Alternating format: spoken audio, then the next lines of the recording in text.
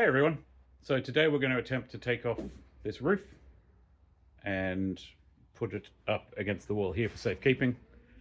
And then that'll give us access to the rest of the car to start stripping it even further, and we'll see how we go. We've got a mate coming to help give me a hand because this is definitely not a one-person job. Excellent.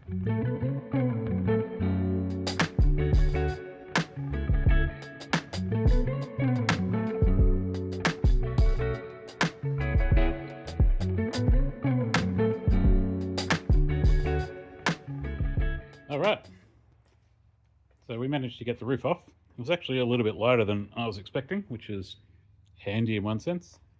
Apparently the pneumatics are still working a bit. Hey! So now that, the roof is off and it's now ratcheted to this wall and sitting in beautifully. So now the next steps will probably be to remove all the old pneumatics, because the plan is to replace that with the new electric system that came out. I don't know when it came out, but it's available through the club. And then slowly work my way into being able to remove the rest of the body.